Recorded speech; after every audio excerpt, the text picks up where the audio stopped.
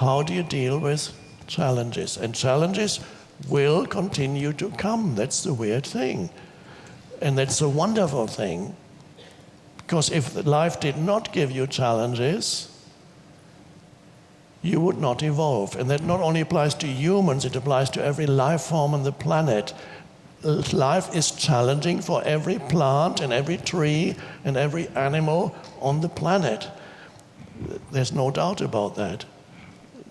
It presents challenges for every species on the planet. And that is how consciousness grows, through being faced with challenges. And once you see that, you might recognize it in a movie. You wouldn't want to go to watch a movie where the characters are not challenged by life. In other words, let's say you go to a cinema and the movie begins and nothing goes wrong. And then you would say after 15 minutes, this is not an interesting movie, there's nothing going wrong. Because almost any movie, something needs to go wrong, otherwise there is no movie. Because it's only if things go wrong, the character gets challenged. And then something happens.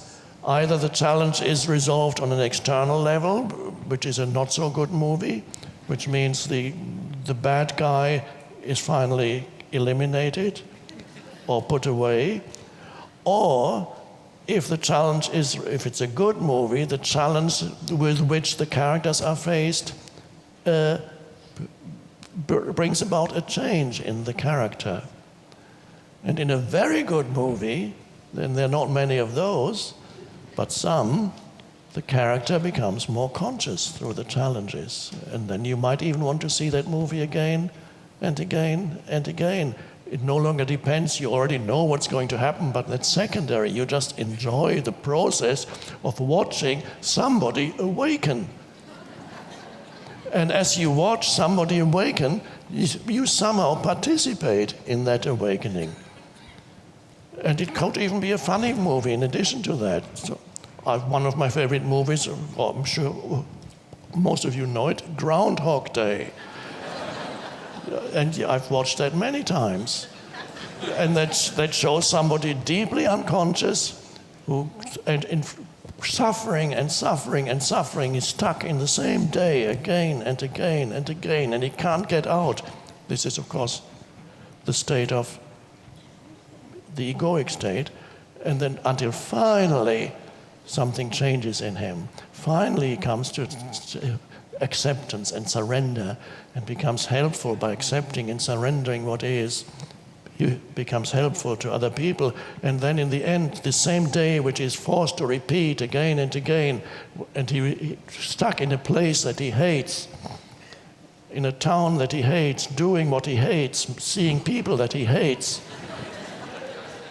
And finally, he can't stand the suffering anymore, and then he's not hating anymore, he just accepts. And then suddenly he experiences the same day differently. He begins to awaken. And in the end of the movie, he says, oh, this place is so nice, let's stay here. And then he's free to go. So that kind of movie that you want to watch many times, because that is a rare thing. It shows the unconsciousness, and then how a character, by facing challenges, ultimately self-created, and then there's a deepening that happens. So, and that's reflective of life. You would not want to see a movie when nothing goes wrong, but when things go wrong in your own life, implicitly you think this should not be happening. The movie of my life should be such that nothing goes wrong. I want it to be totally boring.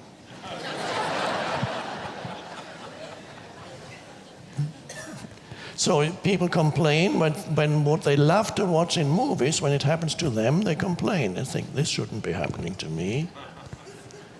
So I'm talking about the challenges that are an inevitable part of your daily existence. And even as you awaken, you get challenged by the gravitational pull of the unconsciousness within yourself, but also in the form of other people around you and situations that you encounter, your workplace, family members, relatives, friends.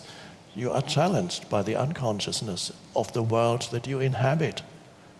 And that's how it's meant to be. Now, you might develop a theory that if only the conditions in my life were more suited for my spiritual growth, all would be well. And then if you could devise a list of things that you need in order to facilitate your spiritual growth, you would say, okay, I have enough money to go to the most exquisite spa places in the world where I will have massages 2 or 3 times a day, live in absolute bliss through the most pure food imaginable.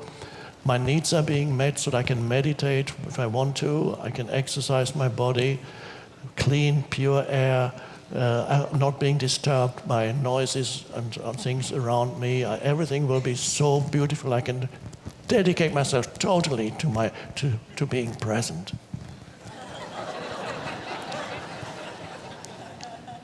And if that became a reality, for a while you would be happy, and then after a while you would find your level of presence decreasing. After a while, it can be nice as an interlude in your life for a week. It might be great. It's withdrawal and so on can be great. But if you think that will facilitate your spiritual growth, the absence of challenges will facilitate your spiritual growth, you would be very much mistaken. You would eventually find yourself, your level of presence decreasing because it is not needed. Things are going too well. There's no challenge. Everybody is so nice. Of course, they're nice because you pay them.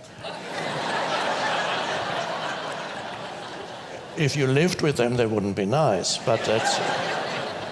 So you have enough money to pay all the people around you so that they can be nice to you. And you're not being challenged by these obnoxious humans anymore. It would not ultimately facilitate your spiritual growth. And you may reach a moment after spending 2 years in this wonderful spa of longing to get back to your challenging life. If you even have enough consciousness even to long for something at that point.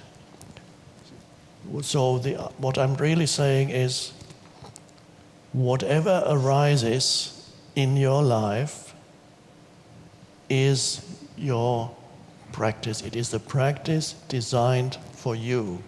It is your spiritual path, and particularly the challenges.